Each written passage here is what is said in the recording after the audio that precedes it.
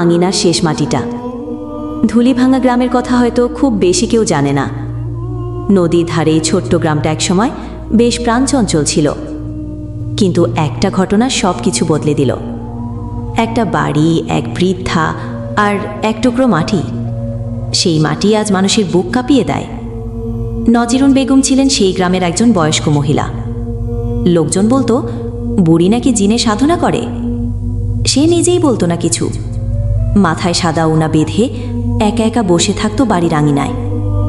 দিনরাত যেত, কিন্তু ওর চোখ কেবল সেই এক জায়গা থেকেই তাকিয়ে থাকত, আঙিনার এক কোনায় ছোট্ট এক টুকরো মাটি।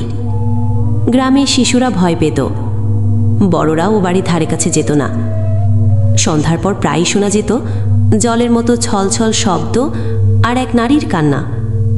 কিন্তু যারা কান পেতে শুনেছে তারা জানত ওটা বাতাস না। এক রাতে নলিচরণ বেগম হঠাৎ মারা গেল, তার নিঃসঙ্গ ঘরে নিঃশব্দে।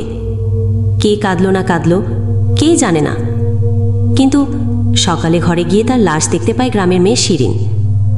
বিছানের পাশে কাদামাখা মেঝেতে লেখা ছিল আবার আবার।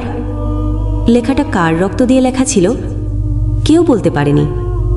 লোকজন জানত এই বুড়ির মৃত্যুর মধ্য দিয়েই শেষ হয়নি কাহিনী, বরং শুরু হলো। তার মৃত্যুর কয়েকদিন পর থেকেই গ্রামের মানুষজন খেয়াল করল কিছু অস্বাভাবিক বিষয়। রাতের বেলা সেই বাড়ির আঙিনার পাশ দিয়ে হাঁটলে কারো কারো মনে হতো পেছন থেকে কেউ তাকিয়ে আছে।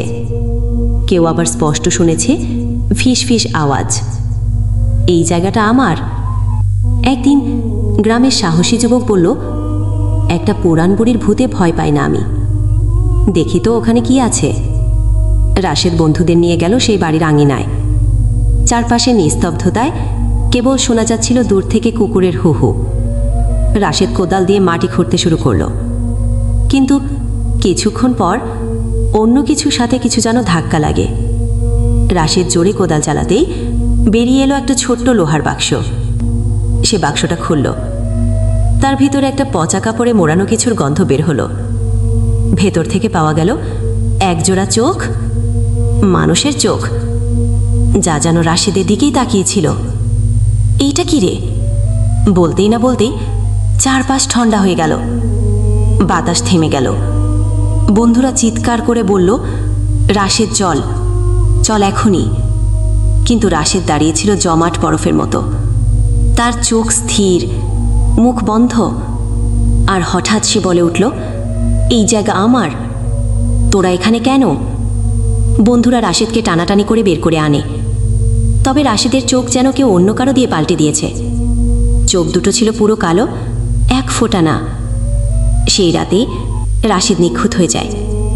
সকালে লোকে গিয়ে দেখে রাশেদের পায়ের ছাপ ঢুকে গেছে সেই মাটির নিচে, আর ঠিক সেইখানে পড়েছিল কোদালটা, আর পাশে একটা রক্তমাখা উড়না।